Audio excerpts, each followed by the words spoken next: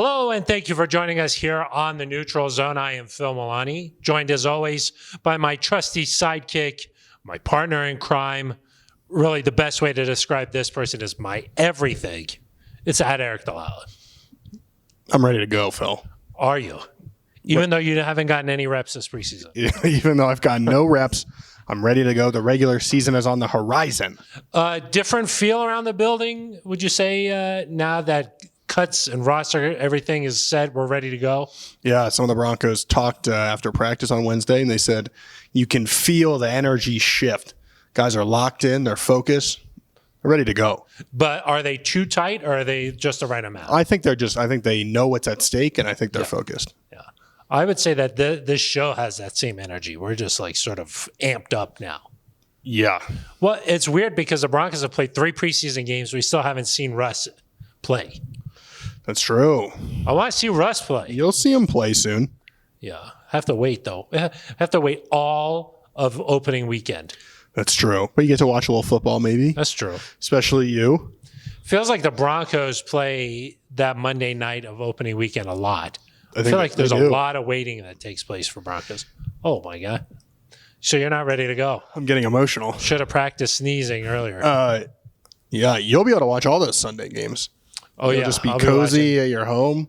Yeah, and what will you be doing? I'll be just trudging through first Rocky Mountain National Park and then probably some Yellowstone. Are you going there by foot? Yeah, well, bike. A nice little bike ride. Bicycle. Yeah, let's ride. Not motorbike. Oh, let's ride. Yeah. You're going to take Let's Ride all the way to Seattle. All the way to Seattle. Maybe I head up, go north a little bit, hit up Banff. Oh, then circle back down. Into Canada and then go back through Vancouver. Arrive in Seattle. Nice. I'm not going to see any. You do Victoria, I'm not going to see any. Too much. Too much. Yeah. Banff was not too much, though. Yeah, it could be a Banff little bit cold. Beautiful. Yeah, it is beautiful. In September? Lake Louise? Exactly. You got to enjoy that. Yeah. But when do you leave? I'm going to see no football on Sunday. Yeah, when do you leave? After press on Saturday, I'll leave. Got it. It's quite the trip.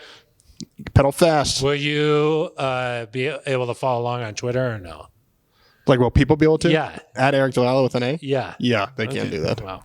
I'm looking forward to seeing Not at Phil Milani with a PH. No, I won't be doing that. No. I'll be hanging out watching some football. It'll be cozy. I'll be watching some football. Eating some chips and salsa. Yeah. You can let me know. Yeah. I'll call you when I get there. Eric, enough of that nonsense. Okay. A lot to talk about on this episode, okay? Yeah. Okay, we're going to start to take a look at that Seattle game a little bit, okay? We'll have, of course, a lot more on that next week, Eric. But when the game happens. I'm sort of wondering, okay, there's been a lot of hype about this Broncos team heading into the Seattle game now. There's a lot of excitement around town. Is this game, I don't want to say must win, but is it like... How critical is it? How critical is this game? You know, Russ going back. You know, there's just sort of... Drew Lock facing his... Oh, no. No, Drew Lock will not be playing in this one. We'll talk about that? A little bit, yeah. Okay. But just sort of... it seems like there's more riding on this one than there is in your just typical season opener. Of course. Yeah. Kind of feels like that first game with Peyton Manning, when he played the Steelers, you're like, you didn't know what he still had left. You know, was it still the old Peyton Manning? A lot of uncertainty, and then you feel like you got to win this one. And the Broncos, of course, beat the Steelers. Of course. Yeah. So that was at home, though. Yeah. So, and then the other thing. This is at Russ's home. This is at Russ's old home. Yes. Where the other day he said that he has thrown a lot of touchdowns there. He has. Yeah, and it's true. It's true. accurate. It is true. Eric, the other thing we want to talk about is now that all of the preseason stuff is over, are you more bullish about this Broncos team or less bullish, a little more bearish now than you were at the start of training camp? Did the team live up to your expectations? Are they where you thought they would be at this point? That's what I want to know. Little Dennis Green. Yeah. They are who we thought they were. Exactly. Kind of confusing. Yeah. Yeah. Those sound like some good topics. Eric, of course, people can watch the Neutral Zone on the Broncos official YouTube page. Yep. That way you can kind of, you get to be really involved in it. Really involved. You leave a comment, We read all those comments, and we read some of them on the air. What you got for me this week? Okay, Eric. There was a lot last week. Oh. Okay. Yeah. We were in our outdoor podcast studio last week? Yes, we were outside on the outdoor one. This one is from Sui87 Generous. Sui, it looked like almost like Swiss, SUI. Okay. Amidst the awkwardness, I think this might be the most informative Broncos channel. Agreed. Okay, there was a reply to that from Anamani. Okay. Yeah, it's kind of the worst thing ever. But the 5 to 10 minutes of actual content is top notch. Wow. How do you think that person feels that they've actively contributed to the nonsense? Yeah. Because they liked the 5 to 10 minutes, but because they left that comment, it's certainly not part of the 5 to 10 minutes. Awareness is longer. Yeah. A couple of backhanded big compliments mistake. Right there. Yeah. Any nice ones? Justin K. Phil is hilarious. Great show, guys. Okay. We got to stop letting you pick these. That's nice. Francisco Joaquina. I love you guys. The Laurel and Hardy of sports commentary. Are you paying attention to what I'm saying? Yeah. Laurel and Hardy. Yeah. I don't know who those people are. Do Hold you? on, I think. Is that a I Love Lucy deal? No, that's not I Love Lucy. Background says, Eric, where did you get that shirt? I think you were wearing a white Broncos shirt with orange piping strip across. Piping. And then someone else commented, please, I want to know. So this is an important thing. I'll sell it to you. Do you think they want? I don't want it. It's just no. I know. I'm saying I was looking at the camera, not you. Would you be willing to do a giveaway? Yeah. You want me to sign it? I don't think they just want the shirt. Yeah, they want to wear it. Okay. Maybe they don't want to wear yours though, so that's a little strange. Follow me on Twitter at Eric Dalala, and I'll give you my shirt. Okay. Then, of course, last week we talked a little bit about cereal. I said, of course, my favorite cereal is Raisin Bran. Of course, because you're a dork. And Frosted Mini Wheats. Okay, we heard. And you love Triscuits. Corn Pops. We heard somebody say Corn Pops. Okay. With the rooster on those or no? Right? No. What's the one with like the green rooster on the box? I don't know. I think that might be Corn Pops. I think it's Corn Flakes. Yeah. I think Corn Pops has like a little bee or something on it. No, that's Honey Nut Cheerios. I know Honey Not Nut a Cheerios, sponsor. Something like that. Okay, we heard Captain Crunch with Crunch Berries. Okay. Let me see if I got any other ones in here. Brian Merslock says, I'm 10 minutes in. I hear Frosted Mini Wheats, official cereal of being like a dork. And that's true. That is true. Is that a direct quote? Well, he put it in quotes, but yeah. Okay, and I think that wraps up about all the comments here. Oh, one other one to get to. The last one here.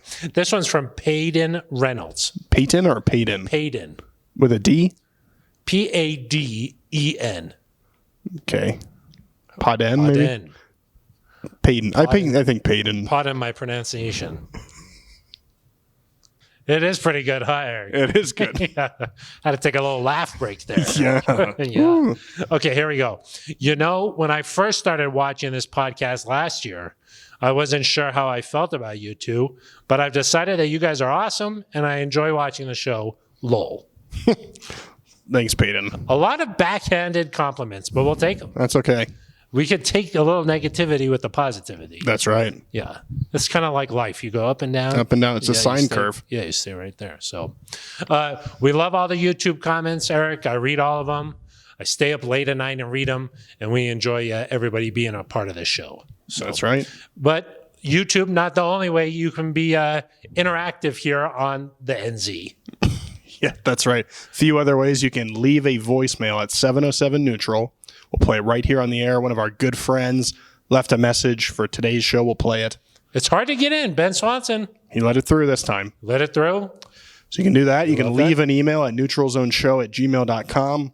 You can follow us on Twitter at Eric Dalala with an A, at Phil Milani with a PH. Non-traditional spellings. That's right. Or you can follow at Broncos Podcasts on Twitter. Podcasts. Podcasts. Yeah. If anybody wants to start Broncos Podcasts, That could be a really good way to maybe get yourself a T-shirt. Yeah, signed or not signed? I don't know. I don't think they'd want it Not signed. Okay, not signed. At Broncos Podcasts. Yeah. Yep. And then follow us. Yes. And you'll send it. Yeah, probably. Probably, yeah, exactly. So take advantage of that because we love to make this an interactive experience here on the Neutral Zone. But let's get to our first topic here on this episode of the Neutral Zone, and that is how critical is the Broncos' Week 1 matchup against the Seattle Seahawks. Don't want to call it a must-win, but you got to consider a few things here: how tough the division is going to be this year, Eric, and then also just what's at stake with a new head coach, new ownership group here, a new quarterback, heading back to where Russ spent the first 10 years of his career. This just doesn't feel like your typical season opener. No, I agree with you. I think that there's, like you mentioned, and I think you're spot on with both of those. There's two reasons why this is so critical. One is the schedule and the way that sets up. With as tough as the AFC West is going to be, you can't afford to just let non-division games slip away. Say you go 3-3 in the division, which I think would be a really successful record there. Win your home games, maybe keep it close on the road, but fall short. So you go 3-3 there. I think then if you look at the rest of the schedule, you probably have to go 8-3 out of the division if you want to, guarantee a playoff spot. 10 wins might get you in, but 11 I think for sure would. And so if you want a guaranteed playoff spot, you got to go 8-3. The schedule gets very tough at the end of the year, Phil. The Cardinals come here. You play the Chiefs twice, the Chargers. You go to LA to play the Rams on Christmas Day. You go to Baltimore. It gets really tricky there late in the year. And so if you're the Broncos, you've really got to stack wins early in the season. I think if you look at the schedule, it's not unreasonable to think, hey, the Broncos need to be 8-2 or 7-3 through their first 10 games to have a nice chance at a run. And then the second element of it is just, like you mentioned, a new head coach, a new quarterback. I think you've got to set the tone for what this team is going to be, what this year is going to be like. Obviously a very unique, it's starting to become more prevalent, but still unique to not play any starters at all during the preseason. If you come out and you lay a dud, it's just a clunker and you lose, maybe there's a little bit of questioning, hey, did this work? Are we prepared for this season? Is this offense going to click? Whereas if you go out and you win, or if you blow them out, or even if it's just a close game, I think that lends some credence to Nathaniel Hackett's whole philosophy. And so, if it's a high scoring game and the Broncos lose on a last second field goal and they look good while doing it, maybe you say, okay, well, we'll make this game up later, but especially they cannot go out and look bad in the process and lose the game. Yeah, I think that the margin for error with how the AFC West looks right now, it's really razor thin. And this is a really good, talented Broncos team, but it just speaks to how tough the division, the rest of the conference is, that it's going to take 10 or 11 games to get into the playoffs. And when you look at the schedule, Eric, Seattle is one of the more winnable games. It just is on paper. That's a fact. And if you look at them on paper, the Broncos should win this game. They should be favored going in there. And it's going to be emotional, though. That's sort of the X factor here, is that how is Russ going to react going into that stadium, into a new locker room there, just a new whole game day experience for him there. And then what kind of reception will the fans give him? These are all sort of like, well, how is that going to affect how he plays in this game? Like, we've talked a lot about this, but when Peyton Manning went back to Indianapolis, there's no secret that the video tribute that played for him on the Jumbotron there, I think that got to him a little bit. That was an emotional scene. And you just wonder, okay, is that something similar going to happen to Russ? First of all, will he get a video tribute? I was just thinking that. Well, one, I don't know that the reaction is going to be super positive, based on, you hear some reports of Russell being featured in a Sue Bird video. At a Storm game? Yeah, at a Storm game, and people booing that. So I don't know how positive the reaction is going to be. And obviously Twitter is it's extreme. So you see some hate there and you wonder, is that actually what real? All 70,000 people are going to be like? Probably not. There's going to be some people that cheer, but I also think there's going to be some booing. I don't know if there's going to be a tribute or not. It's not Peyton Manning, where Peyton Manning didn't choose to leave. And, we don't really know exactly who initiated the trade request. Russell has said that he didn't initiate, but there was still a parting of ways that was not exactly. Russell clearly had he had a no trade clause. He had some part in this, obviously. Yes. And so, yeah, I don't. If I had to guess, like if you put me on the spot, I would guess there is no video tribute. Like I don't think you're going to see Russell with like shots of him in the community and like hoisting the Lombardi.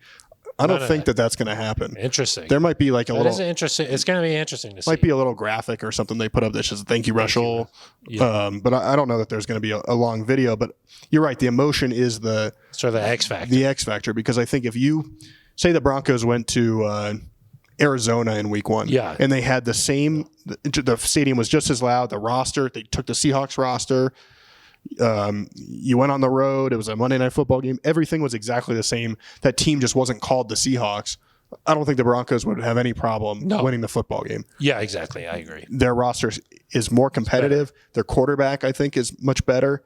And so they should take care of business. It's just when you insert this, I don't even know what you want to. It's the elephant in the room, essentially. Yeah.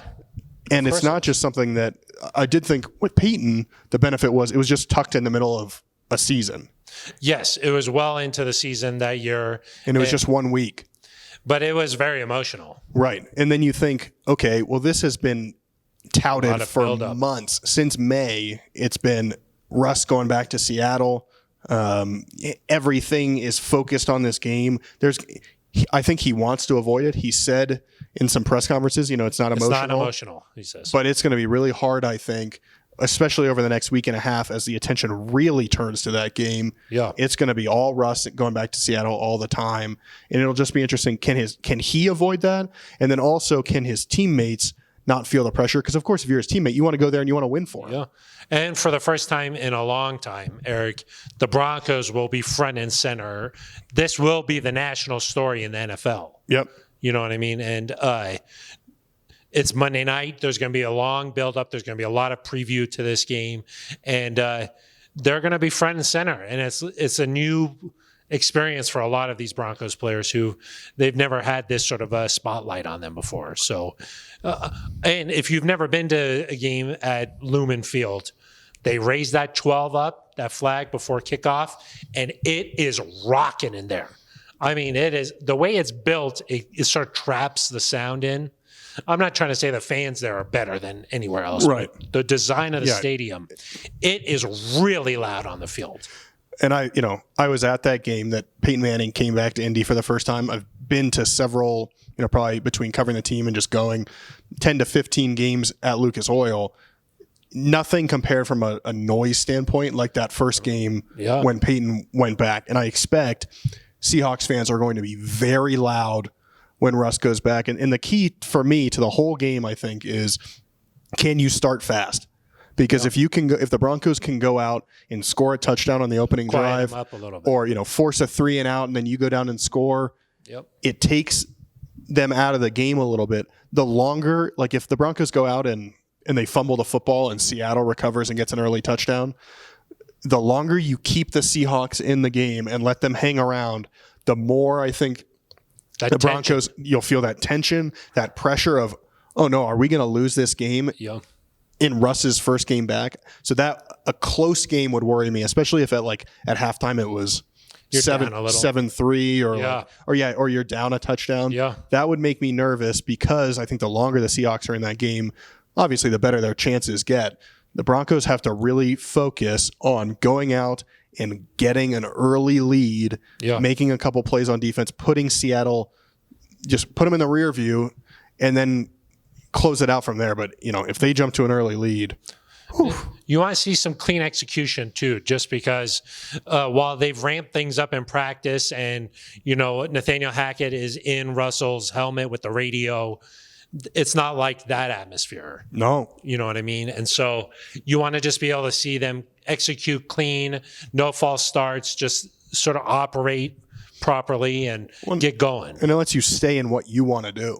If you fall behind by 7 or you fall behind by 10 or something like that, you have to now get away from what your offensive identity is, which I do think is going to be running the football a lot. Yep. And so if you get behind, you got to start throwing it. Maybe there's an interception. You start to get flustered. You're out of what you want to do. That's where you get into trouble. I think that's where the Broncos got in trouble when Peyton went back to Indy for the first time. Yes, they got behind, and now and obviously the Broncos made a charge there and almost came back. Yeah. But you get out of what you want to do. You get out of that rhythm, and so that, to me, the easiest way to ease the anxiety, the emotion, the stress, whatever you want to call it, is to go out and play well at the very beginning of the game and just kind of, they say like you quiet the crowd. That's what the Broncos have to do. Yeah. And week one is always a little weird anyway around that. Yeah, NFL. of course. You're never quite sure what the team is going to be like, At least when Peyton, going back to Indy, you knew both those teams were pretty good. Yeah. I mean, Andrew Luck was on the other side there. That was a pretty good Colts team. They make the playoffs that year? Yep. Yeah, so that was a good team. This, going into this one, you're just not quite sure what these teams are going to be like. I think on paper you would say the Broncos are Seattle's beat up. Yeah. Their starting two running backs, or their first two running backs, might not play. Some defensive injuries as well. I mean, they're not 100%, but these guys, for as fired up as Russell is, these guys are going to want to prove, hey, we can win without him too. Pete Carroll's going to have those guys ready to go. And so this is not going to be an easy game, no matter what the talent discrepancy might be. Yeah. There's always like a little something about a week one game where even though for example, remember the Broncos and Titans to open the season, that 2020 season, the Titans turned out to be really good that year.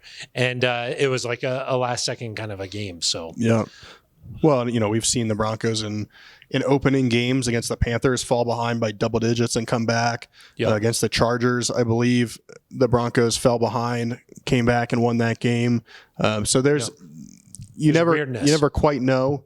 You always expect NFL games to be close, to be one possession games, and you just hope that.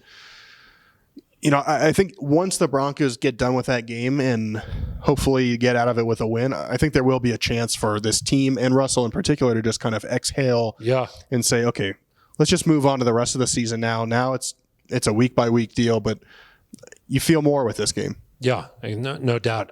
So if 100 was a must-win game, like a playoff game, or win and you're out, or win and you're in and lose you're out, that's 100. What number would you assign this?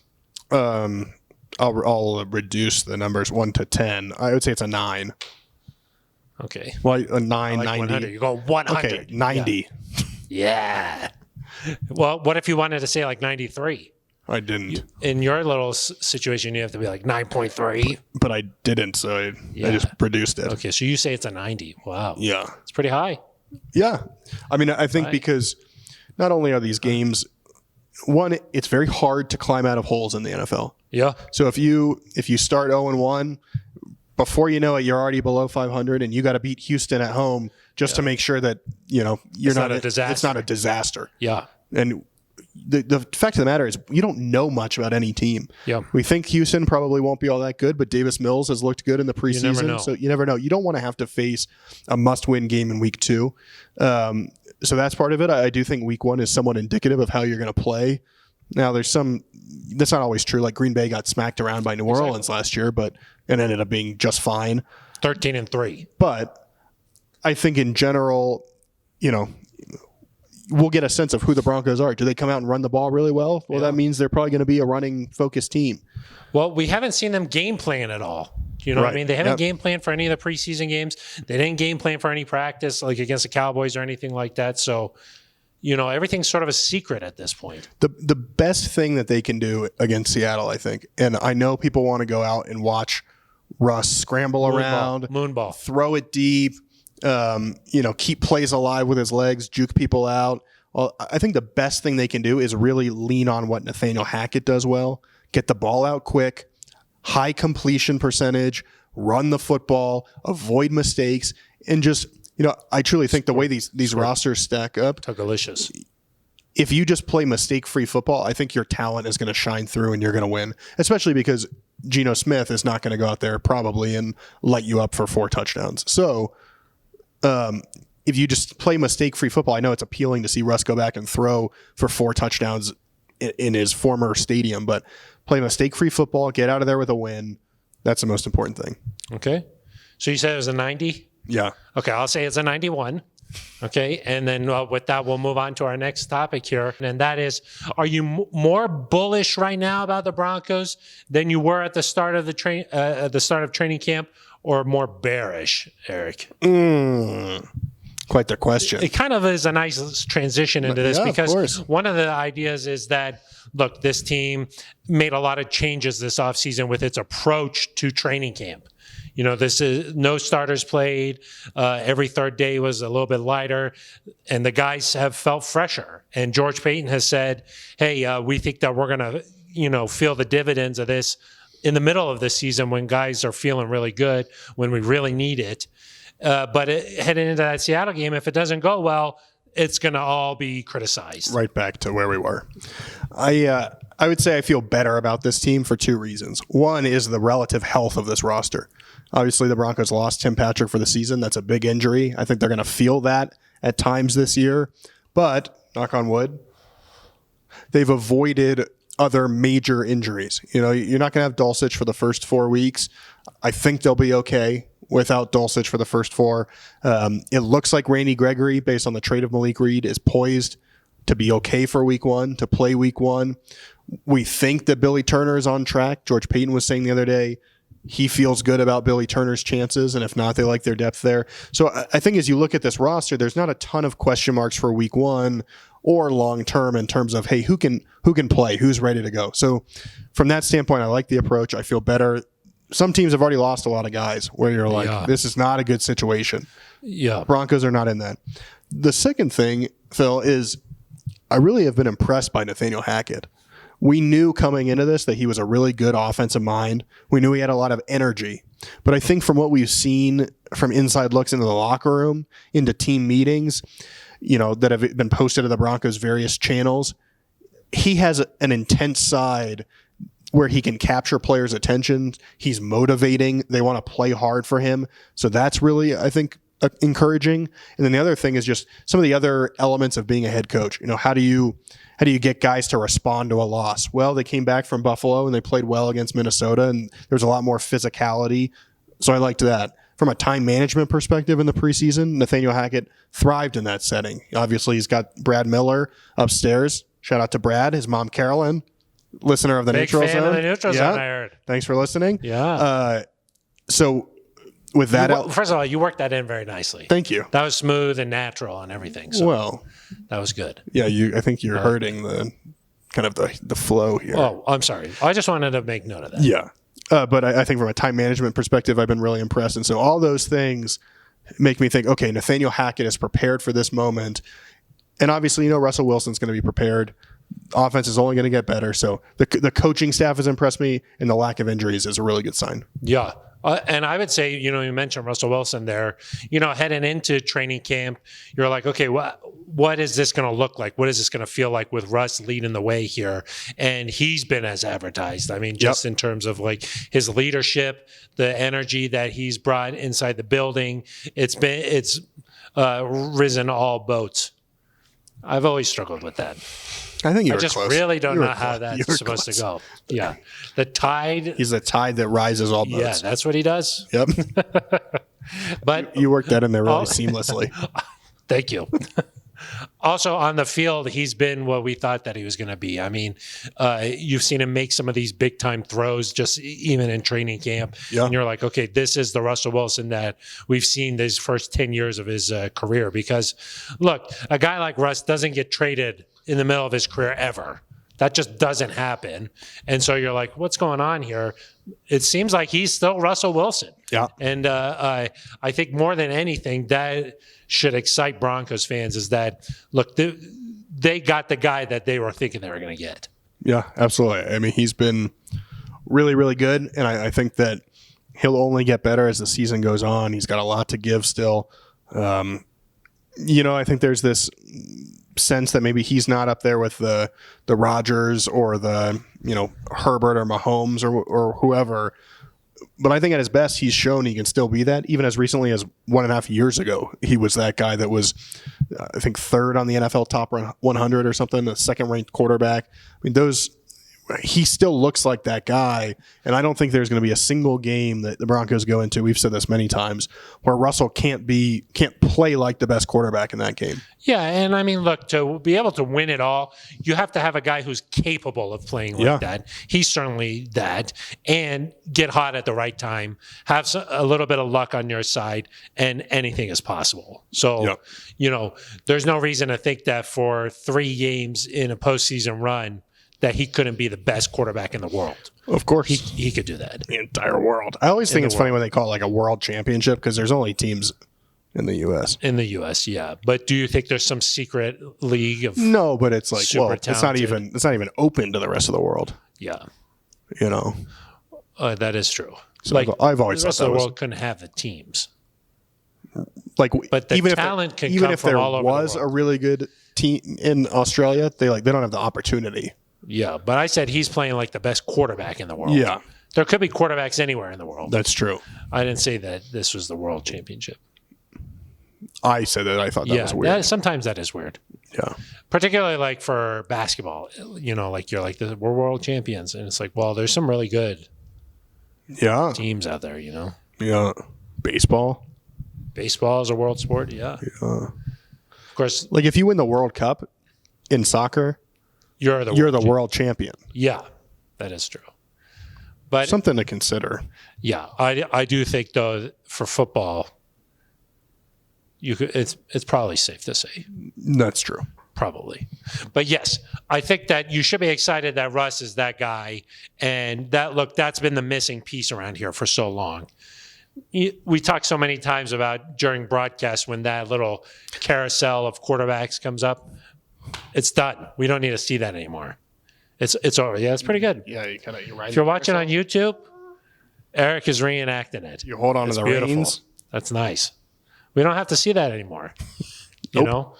And there's a confidence that comes with Russ that, say, for example, in the past, you're playing the Chiefs, it's Sunday Night Football, and you're like, look, if we play perfect and the defense really could create some turnovers or something, it's possible. Yeah. That feeling is gone now. I mean, right. I think that sometimes we forget just how recent that feeling was. It's gone now. I don't like that feeling. It's not a good feeling. No. So I think Russ brings that. And then, to your point, Coach Hackett here, he's been everything that you thought he was going to be coming in too. He's innovative. He listens to, the science. He's not just saying, hey, I trust my gut on this and that's how we're doing it. He's collaborative. George Payton spoke really glowingly of him the other day. After the roster cut down. So I think that all oars are in the boat moving the right direction. Yeah, that's what I think George said that, right? Who said that? Somebody said that. That might have been new Broncos team president. Oh, yes. I think he said something like that. That's a good. He did say that. I tried to work that in. I kind of like that. Yeah, seamless. Yeah. I like how you did that. Yeah, you're kind of hurting it right now, though. Yeah. Yeah.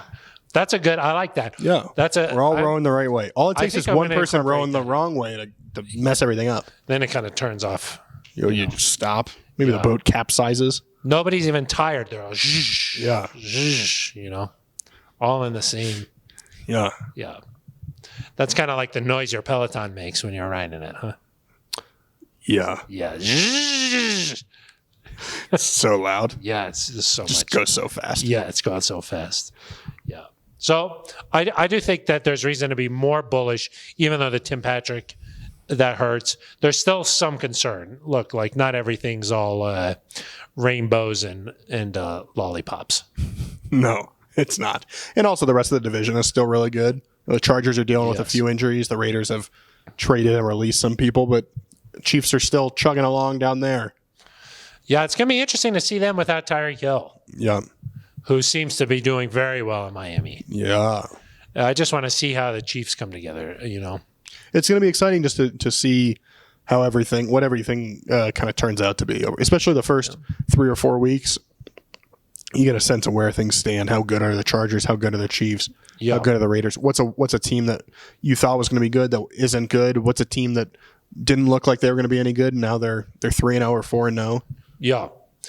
We've already talked a lot about roster cut downs, but was there any move that was surprising to you with this team? Not really. I mean, maybe letting go of Kendall Hinton, but he's back on the practice squad. Brett Rippon, maybe? Yeah, I guess a little bit. Just that he doesn't have a ton of experience. And so to trust him to be the backup is obviously a little bit of a leap of faith. Bold. But as Nathaniel Hackett said, he's been more consistent. They went with a consistent player. And I think that if you're a coach, showing players that if they earn something, they're going to get it is an important lesson. And then I think Malik Reed, that maybe caught some people off guard a little bit, but we knew that there's a logjam at pass rusher. And, in that final game against the Vikings, Nick Benito really stepped up. We saw Baron Browning be in the mix a lot here. So the Broncos can trust those two to really play with a high motor. And then, of course, Jonathan Cooper had a sack, so you felt good about where those guys were. And you hate to see a guy like Malik Reed go, but the Broncos took care of him, traded him to a really outstanding franchise in the Pittsburgh Steelers and a place that it seemed like Malik also wanted to go to. Yeah, and they were just going to have to do something at that outside linebacking room. But I think this roster's in good shape.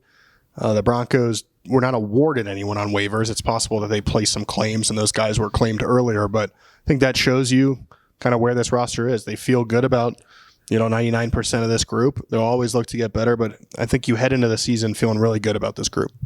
How does it feel, Eric, to know next week on the neutral zone it's going to be game week? Oh, thank goodness. It's been a long time. Yeah, it has been a long time. And we've been thinking about that Seattle game for a Yes, we have. Eric, I think that it's time to get to our voicemails. Let's do it. This guy, a listener I think maybe from the beginning. I mean, I can't remember a time when Tom Agnetti wasn't a member of NZ Nation, and he left a solid voicemail this week. Gentlemen, thank you as always for the great prognostication and analysis of our 53-man roster.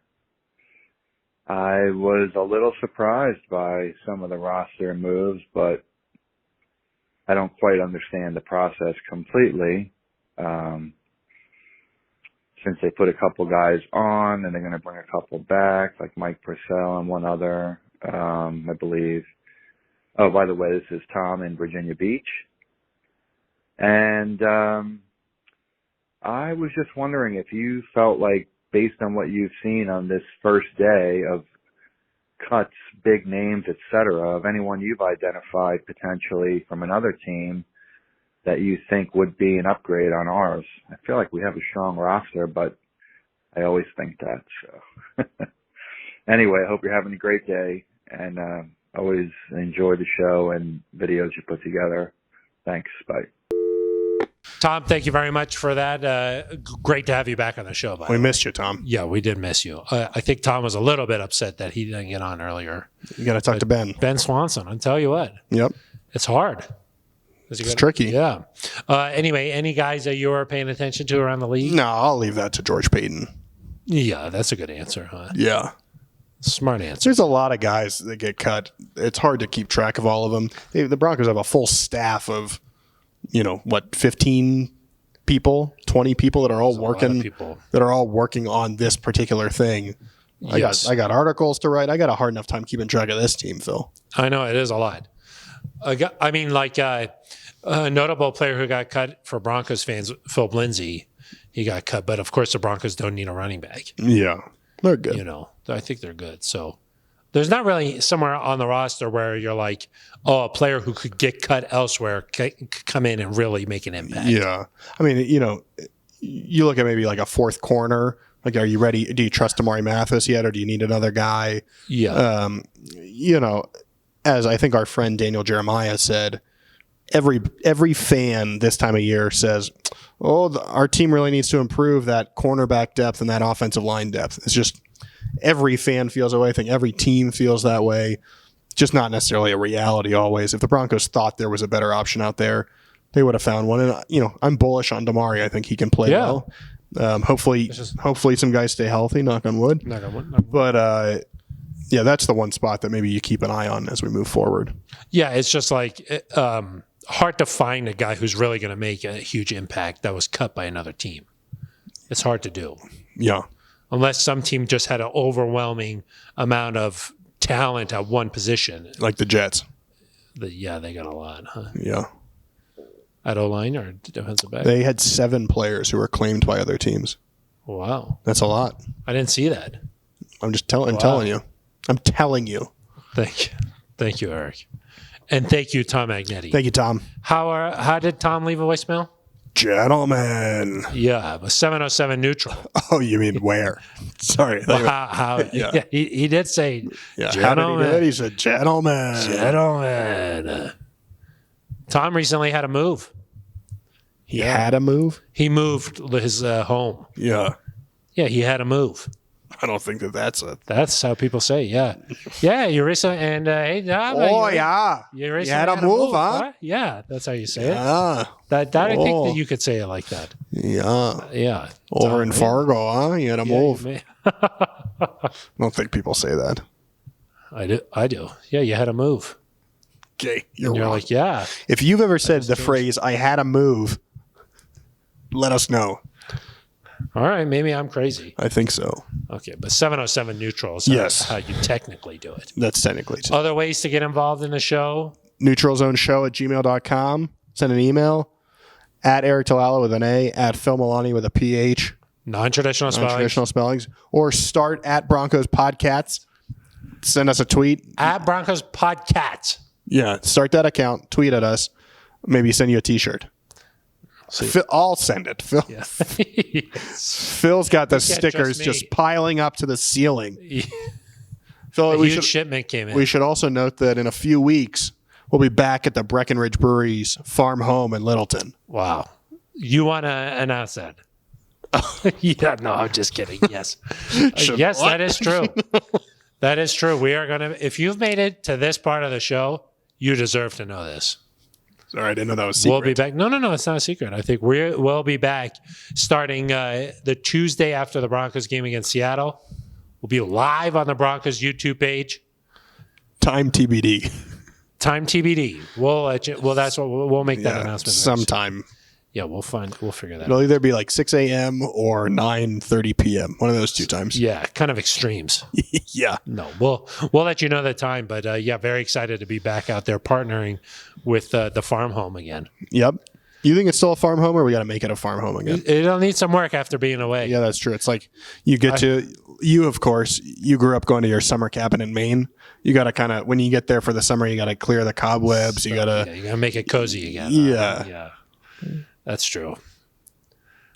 I was writing an email to the executives over at Breckenridge. And they had said farmhouse. Yeah. I almost wrote, like, we're working on making it a farm home. But I'm not sure if they would have known. No, I don't think they would know what we're talking about. I don't think so. But that would have been funny. So yeah, make sure you head out there. We'll be there every day following a game. Is that mostly normally Mondays? Yeah. Normally Mondays, unless the Broncos play on Monday, then we'll be there on Tuesday. Well, we probably will we be there Friday night? No, not that Friday. It's kind of a cop. Make sure you keep in touch. Yeah. Yeah, for when we'll be there. Yeah. It's kind of every Monday, unless the Broncos play on Monday, then we'll be there Tuesday. Unless the Broncos play on Thursday, then we'll still be there Monday. Yeah, that's what I said. Every Monday. Yeah. Unless the Broncos play on Monday. Yes. In that case, we'll be there on a Tuesday. Yes, and never Friday. We'll never be there on a Friday. You'll be there, but we won't be recording a podcast. True. Yeah, that's true. Yeah. Yeah. And I feel like I just got roasted a lot right there. It was like, boom, boom, Yeah, boom. that was a lot. I'm caught off guard a little, so I don't have any shout outs? Yeah, it is time for shout outs, Eric. Of course, shout out Liz Geralds. Yeah. They had a little Play 60 event down at the stadium. Big Play 60 event. Yeah. On Main Street. Yeah. MANE. Yeah, like a horse's mane. Yeah. Yeah, main event. Yeah. I thought it was cool. Mike Purcell, who at that point was not on this roster, He was there. he still went. That was pretty cool. Well, of course, this is his hometown. Highlands Ranch. Yes, the Denver metro area is his hometown.